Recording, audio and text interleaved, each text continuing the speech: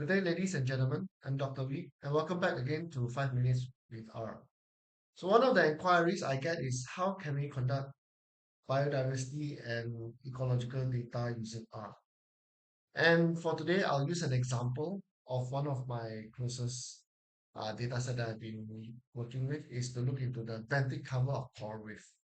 So in this ecological studies, we want to see how does a benthic cover change with time, in this sense, the year.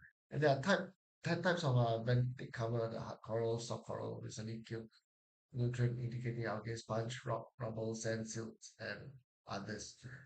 For your information, when we look into the ecological biodiversity, we will can either look into the size or the shape of the composition. The size means the number of individuals, total number of individuals in that particular location. And the shape is the composition percentage. So if you want to conduct this kind of study, we have to take these two into consideration. And most of the indices of diversity indices that we use are very much relative, which it's very hard to gauge what are the main driver of the difference between the treatments or the grouping that you want to do. And so for our ecological studies, usually they will use a package called vegan.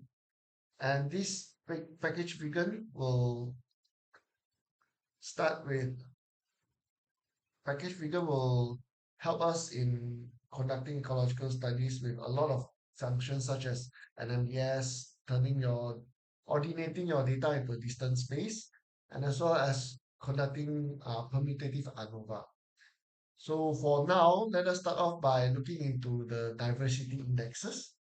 And if we just look into what I've noted earlier on, and you see I've run the Shannon Wienner index, Simpson, the invsimpson, and Pielou's richness index has been conducted for every years, every locations for all the 10 categories. And you see that there are a lot of values for all these indexes, and then most of the indices are very much relative.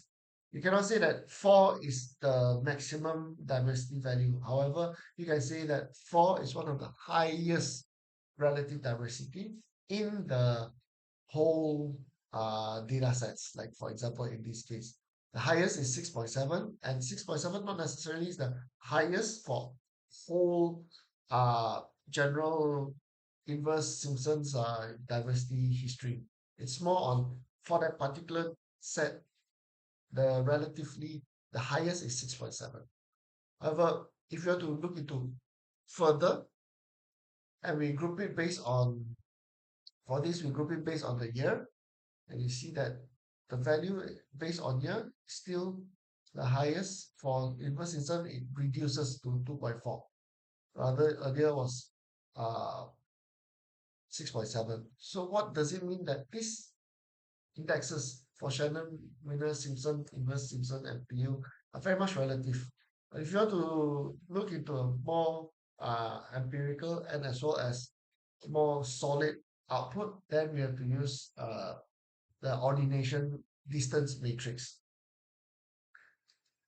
So in vegan, we can run Permanova, and if we are to group that diversity based on the year, and we check the results is that in this case, the year, what I usually do is conduct a Permanova and look into one of my treatment is based on year, and the years shows that there are significant different.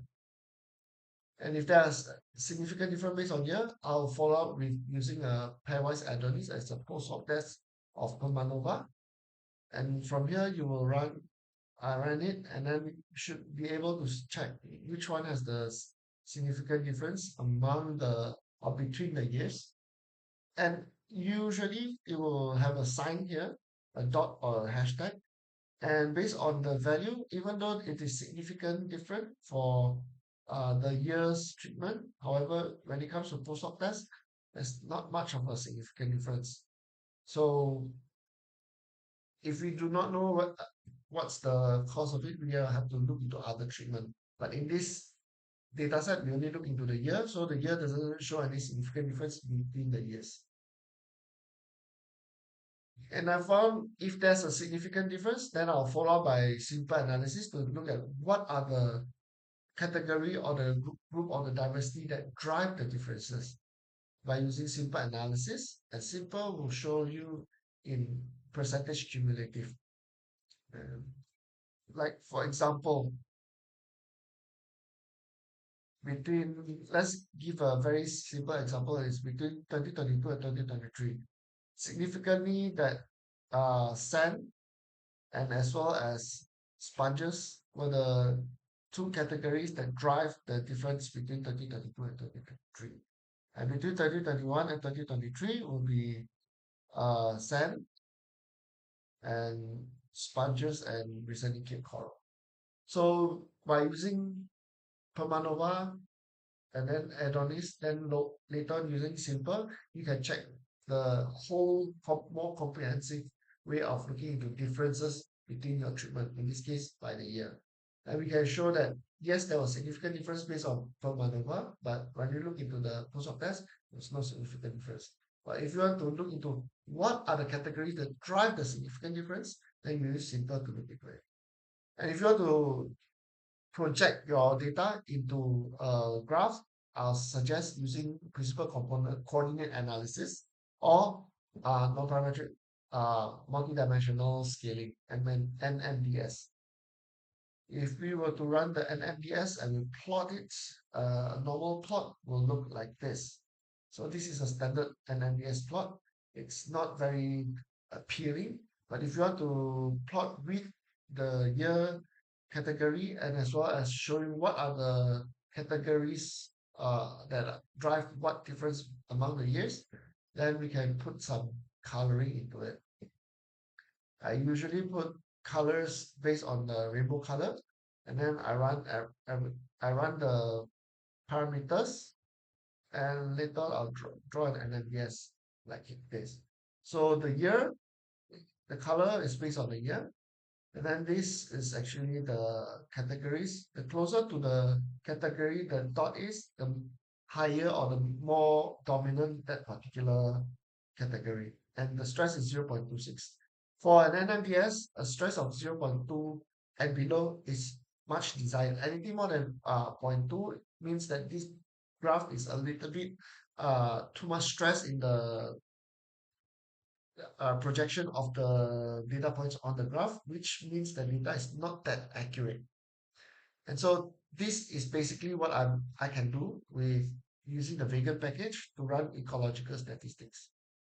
If you like this video, please share to any friends that you think this is important to their studies. Like the video and subscribe to my channel. With that, thank you.